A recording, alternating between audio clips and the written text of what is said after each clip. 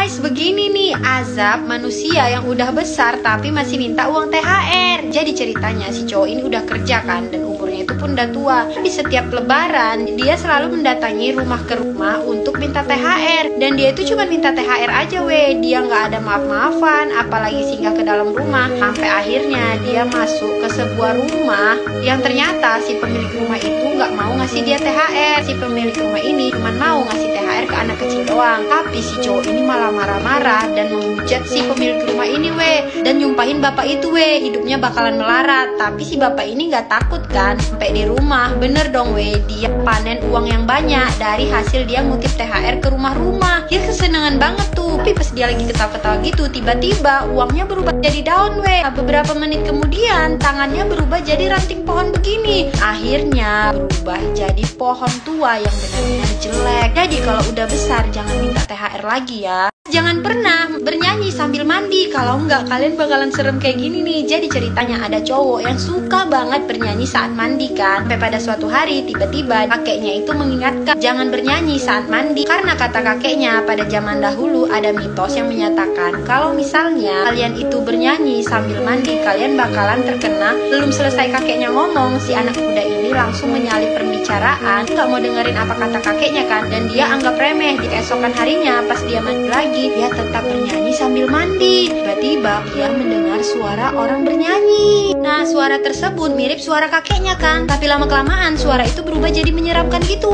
Udah mulai ketakutan kan, dia keluar dari kamar mandi. Kakeknya bener-bener kaget ngelihat dia, karena ternyata muka dia berubah jadi tua Kata si kakek, zaman dahulu kalau misalnya kalian bernyanyi saat mandi, muka kalian bakalan diambil sama hantu yang ada di kamar mandi tersebut. Dan muka kalian bakalan berubah jadi tua dan menyeramkan seperti ini. Begini nih akibatnya kalau menggosokkan tanah kuburan ke mata kalian. Jadi ceritanya ada seorang cowok yang tinggal sendirian kan. Dalam kamarnya itu nggak ada AC, dia cuma pakai kipas angin. Dan kebetulan tinggal di daerah yang bener-bener panas. Akhir-akhir ini dia ngerasa kamarnya itu bener-bener panas banget nggak kayak biasanya. Padahal dia udah pakai kipas angin, tapi dia nggak ngerasain hawa kipas angin tersebut. Dia cerita nih ke temennya. Nah, temennya bilang mungkin ada sosok yang menutupi kipas angin dia, makanya anginnya nggak berasa.